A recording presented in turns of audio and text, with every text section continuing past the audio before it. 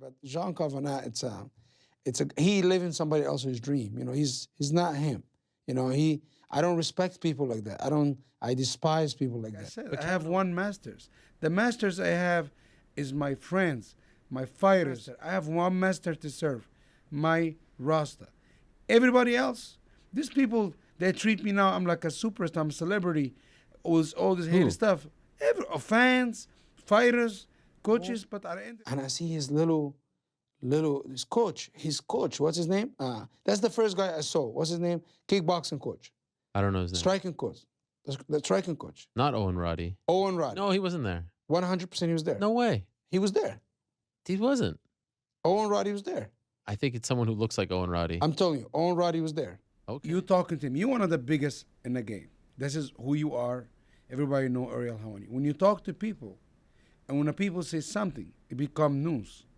But the whole thing is, when you talk to people and they lie, and you don't ask them the right question, it becomes fake news. That means you producing fake news to the people out there. What did he say that was? And by the way, people will say the same about my relationship with you. But we don't have a relationship right now. No, they will say you put this guy on the show. Bro, whatever I said, everything I say happened. I say, I don't hate Conor McGregor. I don't hate Conor McGregor. Just 100%, I don't hate. Called him a prostitute one time. Remember? Because he is. It's easy to paint with a broad brush, especially when discussing controversial figures. In MMA management, there is no more controversial figure than Ali Abdelaziz. Best manager in MMA, worst manager in MMA. As with most things in life, the answer is somewhere in the middle. I think that it is important for us to introduce key figures and concepts in order to speak the same language. Ali Abdelaziz is the manager of such figures as Islam Makhachev, Usman, Umar, Abu Bakr, and Khabib Nurmagomedov, as well as massive MMA figures like Cain Velasquez and Frankie Edgar. Ali owns and operates his business through the entity called Dominance MMA. Key figures at Dominance include Rizvan Magomedov, who is Ali's right-hand man, as well as the figure in charge of Eagle FC. Ali is well known for his numerous controversies and his general negative perception among the common fan. To put it simply, Ali presents as a fascinating individual full of contradictions. He is simultaneously exactly what you imagine he is, yet at the same time he is substantially less influential than he appears. He is a naturally contradictory character because he makes consistently bad branding choices and succeeds largely by virtue of elements outside of his control. As an individual, he seems to both semi-recognize that and simultaneously resent it, leading to his constant need to attack detractors no matter how unimportant they are. Ali is essentially famous due to falling in the crossfire between Khabib and Conor. Both Ali and Khabib saw a massive rise in their fame on the back of their all-time rivalry with Conor McGregor.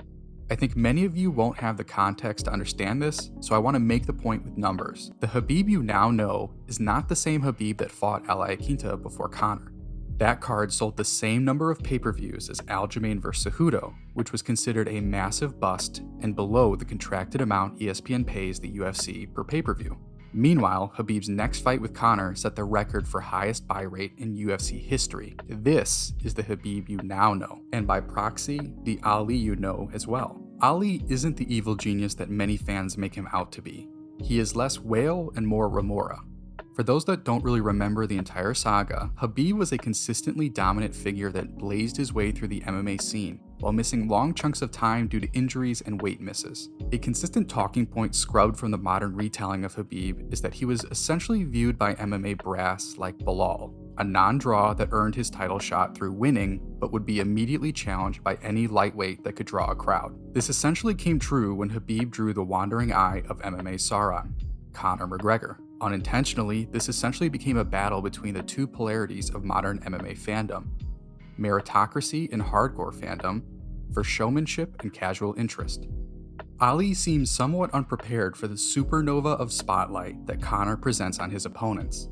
Ali is not built like Nate Diaz, who was completely comfortable with himself as a person, with essentially zero dissonance between his realized self and his public persona. Ali seemed to try to build his name to the heights of MMA fame on the back of his star fighter Khabib, completely rebranding his image in a more Muslim-friendly direction.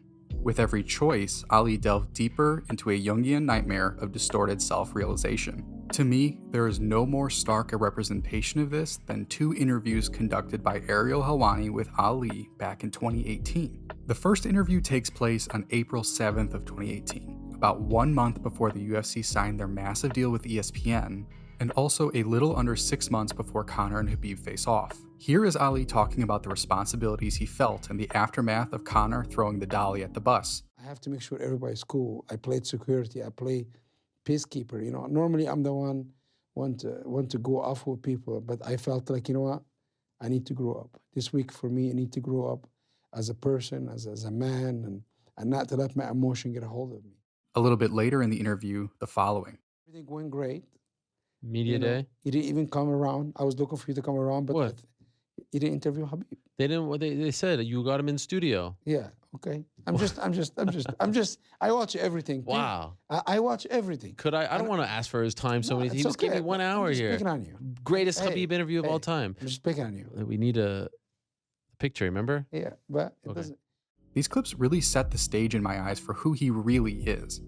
Funny and with a natural sense of loyalty that is genuinely admirable. But it also foreshadows Ali's hypersensitivity, demonstrated in the underlying context of his joke with Ariel. So let's fast forward to his second interview, coming a little under a month after Khabib defeats Conor in the highest selling UFC pay-per-view in its history, and 7 months and change after the first interview. Notice the difference in Ali's behavior and posture.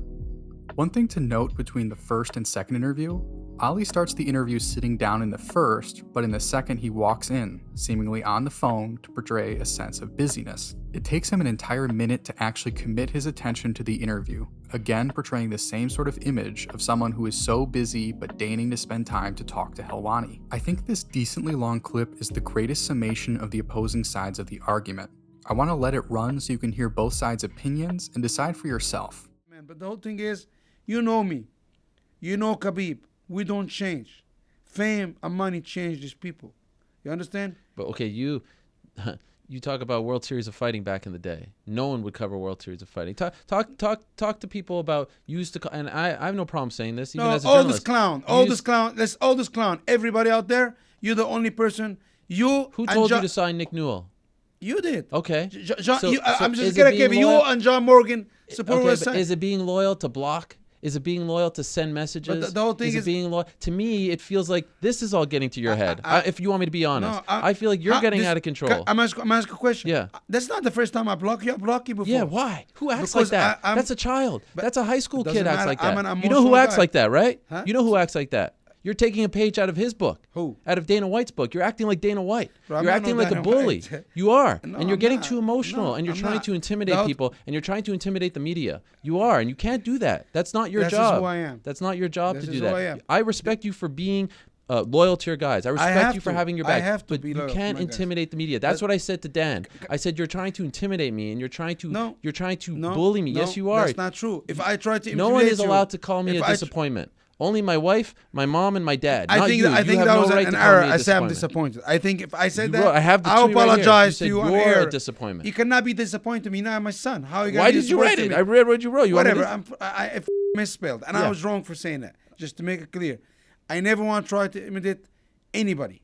You understand? Listen, you did a lot of good things for me. Yeah. Throughout my career, you support me. You from guys the are all ground about up. being humble and I'm staying just- loyal. But it's That's not being humble But and Arya, staying loyal. I did block you before. We got in a fight before. But the whole thing is, everybody think we best friends. I respect you a lot. I think you're an honest guy. But sometimes, maybe You think I'm Team Connor. no. That's what I hear from all these guys. Team Connor. What have I said in the post? You know what's the problem is? Yeah. The problem was I realized after this. This is your business. You have to have many different teams. Irrespective of your opinion after listening, it is clear that the loyalty I previously praised him for has decayed into a binary good and bad guys mentality. Ali has figures in his head that are either with me or against me, and Helwani's crowning sin is associating himself to any degree with those bad guys. This has become the cornerstone of the new persona of Ali. James Lynch has previously described how he was punished by Ali for speaking to Mike Russell, an independent journalist that is hostile to dominance in Ali, leading to him being branded a bad guy.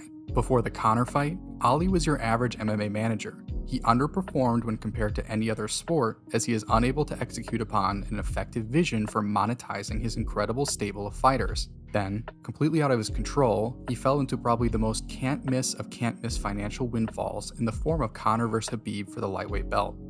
On the back of increased viewership through ESPN, and his fighter being the superior cage fighter that day, he overnight became one of the most publicly influential managers in the sport. Ali seems to have taken this less as, man, what a great situation that fell into my lap, and more, I am a business genius. From then on, he altered his public persona to the man you see in that second interview, essentially consumed by his own moral absolutism to such a degree that he is unable to reflect on the reality of his situation. But in the end, personality issues of Ali really don't matter except when considered as a part of the business ecosystem of the UFC. What is actually important, and thus interesting, is the way the UFC matchmakers use Ali. That is where Kevin Lee enters our story. Let's hear from Kevin in his interview with Brett Okamoto from January 8th of 2023. For clarity, I have cut up the interview into audio sound bites to tell an efficient story with a timeline on screen to establish a visual context. These sound bites were not linear in the interview, but I have put them in chronological order. From a professional standpoint, though, like what did you? It's been a weird kind of thing, right? You were released from the UFC. For people that don't remember, you were released by the UFC. You weren't real happy about it. That was not one of those releases where you were like, "Hey, get me out of here." Like that was one where they essentially cut you. You ended up going to Eagle FC, fought one time in March, and then. Are you still technically signed with Eagle FC or? So Eagle's been stagnant, right? We know that they aren't throwing any shows, especially here in the US. They haven't been throwing a show since last May. It's almost been a year. So we were in negotiations with PFL to get something done with them. But the conversations just weren't going right. Ali comes by and he helped me get the Eagle deal, right, with Ali. That's the one that we went to negotiate the Eagle deal, and for me to negotiate my way out of this Eagle deal or let me go where somewhere else, I was speaking with Ali, and we just continued those conversations on until he ends up becoming my manager. When did you inform Markel that you were going to make this move? About a month ago, almost. So you end up going with Ali then. So what is the latest now? How did that change the conversations that were going on with PFL? It changed him a lot. You know, he's got deeper relationships with them, right? So it sounds like things are progressing pretty well with PFL. Was there any talk with the UFC going back? Is that something that can be repaired? Is that something that's a possibility, or do you think that's behind you now? That's been floated out there a few times. And I have thought about it, but I'm not putting no energy towards it, to be honest with you. I feel like there's so many opportunities in this sport, and there's a big opportunity now with PFL. You know, you can't look at anybody who's unsigned from the UFC that has my record, has fought the people that I've fought, and has my age and my upside to me either. So I would almost be hurting my leverage if I was just to straight go back with the UFC right now. So it's something that I'm kind of interested, but it would have to be the right offer. It had to be the right fight. It had to be something other than just to say I'm a UFC fighter. I've been there and done that. That doesn't do that much for me, right? Mm-hmm. $1 million sounds a whole lot better. Yeah. So I'd rather get $1 million. But then everything changes after that interview with Brett. Less than a month later, he has been re-signed by the UFC. His signing with PFL is telegraphed to be imminent, and suddenly the course radically changes. Closing out the timeline, his first fight back with the UFC is scheduled for July 1st, 2023. Ali is simultaneously highly influential, but not the way you think. The situation with Kevin Lee and Markel is a great representation of that. Even if we fully accept Kevin's version of events without reservation, it is pretty obvious what occurred, right? Ali is influential because he provides the UFC a service. He will poach clients the UFC likes from managers they don't. He doesn't receive punishment for this because he is like an MMA equivalent of a privateer. The UFC offers him a letter of marque, and now he is free to use any means possible to do their bidding. But ask yourself this: would the most powerful manager have a hard time getting his highest ranked clients championship fight opportunities? Gilbert, Bilal, Umar, Islam's protracted contendership post-Habib, Beneil being 2 wins away from a shot for his last 4 fights. The list goes on and on. And don't say inactivity with Islam. Just look at Colby's sweetheart title shot. Why can't Umar get that? Alex Pereira had less fights heading into his title shot with Israel. Isn't that odd to you? The binary moral absolutism of Ali is simultaneously why he is successful and why he will also never be able to become what he believes he is. Fighters are magnetically drawn to his fierce sense of loyalty, while simultaneously overlooking that the same loyalty leads him to be unable to meaningfully advocate for his clients. Therein lies the key question that I believe Ali asks of you, the audience. What is the job of a manager? Is it to be your friend? Someone who has your back no matter what, as Ali obviously does for his top clients? Or is his job to be your advocate with the organization, maximizing every cent of your earning potential irrespective of the consequences to him? I want to play one last clip from Kevin's interview with Mark Raimondi. What were your emotions like then? I know that was probably a bummer because you were with the promotion since you were really a kid, right? You were really young when you came to the UFC. So what were those emotions like? Yeah, it was tough to kind of like adjust to that. Like I had been in there since 21 and I felt like I'd done so much growing and so much, and I'd done so many things already in the sport, but I knew I wasn't nowhere near to the end of my ability. And it was a little it was a little tough pill to swallow. I realized these things just kind of happen in life, and you just got to roll with the punches. But sometimes some of them punches hurt, and I feel like that was one of the ones it did kind of hurt. I said a few things and kind of had some back and forth, but I feel like I took it in stride, and it didn't never. For one, it didn't never break my confidence. I still know what I'm capable of, and I still know what I'm able to do. And every day I woke up and still continue to better myself, regardless of all the stuff that was going on behind the scenes. I don't think for 1 minute I thought it was because of my talent level, or it was because of, oh, I can't compete with anybody in the world. It was a lot of other stuff going on, which I thought that I would be beyond it, being in an organization since I was 21, doing all these different events. I would have thought I would have earned a little bit of respect for that. This is an incredible level of self-reflection from Kevin that completely shocks me. I personally just can't grasp how this self-reflection doesn't lead to the necessary follow-up from him. Why re-sign with the UFC after all that he describes? Why not sign with the PFL and fight for the $1 million prize in the lightweight or welterweight brackets? It is this lack of vision that I see displayed by innumerable fighters, and it is a foundational reason that the UFC's monopsony model is so successful, even when they leverage it so poorly. When fighters finally realize that they mean nothing in the grand scheme of things, they will then recognize that the job of their managers isn't to be a friend. Because if your manager is your friend,